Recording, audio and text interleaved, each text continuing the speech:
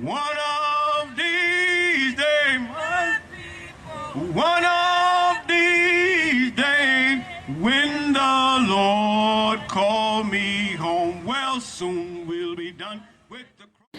Across South Carolina, Low Country, a quiet crisis is threatening the historic way of life on St. Helena Island, sacred Gullah Geechee land passed down since the Civil War, which is slipping away. The culprit, rapid coastal development, skyrocketing taxes, and a legal loophole known as heirs property. When land is passed down for generations without formal will, it belongs to all descendants collectively with no single deed. That leaves historic family plots exposed to predatory developers that can buy out just one distinct relative and legally force the entire family into selling their estate at an auction block. Experts say over 100,000 acres across the Low Country are vulnerable right now. For the people who call the island home, this isn't just property dispute. It is a battle for human rights, lineage, survival, and before history is permanently paved over, we are going to try to figure out a way to stop it. It's a gift that I can pass on the knowledge to my children and grandchildren, and they can pass it on to their children and grandchildren. How does a family lose land they've held since the 1860s? Well, it all comes down to a legal loophole in the Southern property law. When a landowner dies without a will, ownership splits among every living descendant. Over generation, one 10-acre plot can end up with hundreds of co-owners. Many are scattered all across the country. Now here's the danger.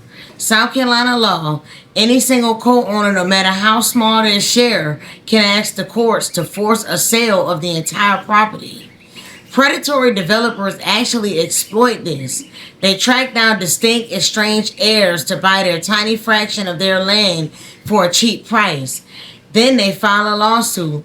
The court then is ordered to force a public auction, effectively evicting the family members who have lived on the land and tended to that soil for a lifetime. They have to go to everybody on that deed. They cannot get that property. If it's 13 people on that deed, and one out of 13 say no, they cannot do nothing with that property. That's how it is. And then we had noticed, like, whenever we was trying to get a house on it, so you can't get a house on it unless it's deeded to you, one specific person. Okay. So that's why you see a lot of like mobile homes. Yeah, you can put mobile homes on heirs property, but you cannot build on heirs property. Okay. For the people of St. Helena Island, this land isn't just an asset to buy and sell.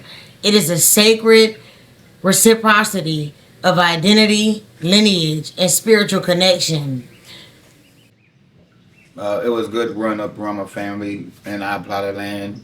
It was always something to do, and it was always a job to do. You never really had to go out and worry about things. We all lived off the land. Our crop was what we ate, and our grandma kept us safe. Man, it's possible everybody just work together. Because we're a real tight-knit family. Everybody get along. You know every family got their ups and downs, or they mishaps or stuff like that. But, like, it's heirs property, so really nobody can do nothing until the next person passed away or said so.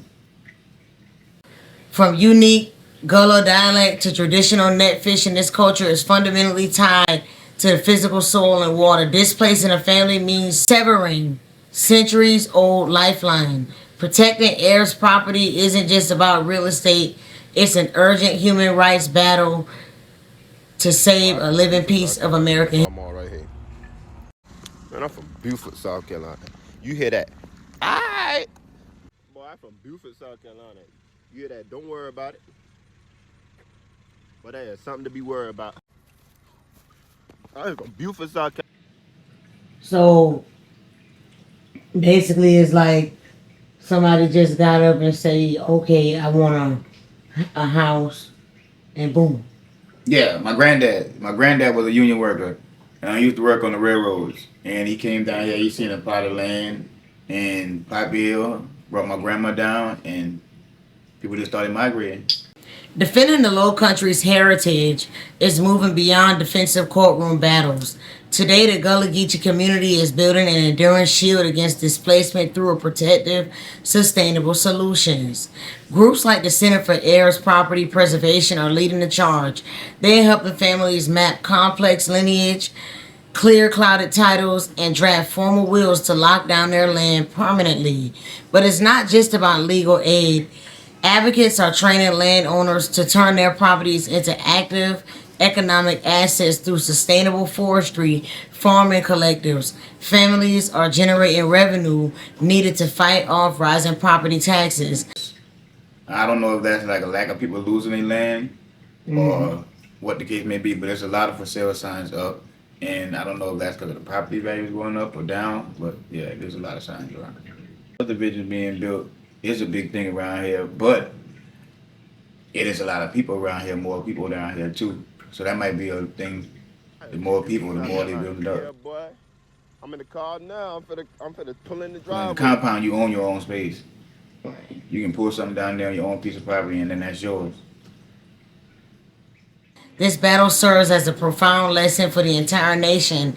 Land preservation isn't just about protecting open green spaces. It is about protecting human communities intertwined with them by securing clear titles, fostering community wealth, vibrant language, rich traditions, and enduring the spirit of the Low Country will remain firmly rooted in its ancestral soil for generations to come. The hardships and the good times, all working in the field.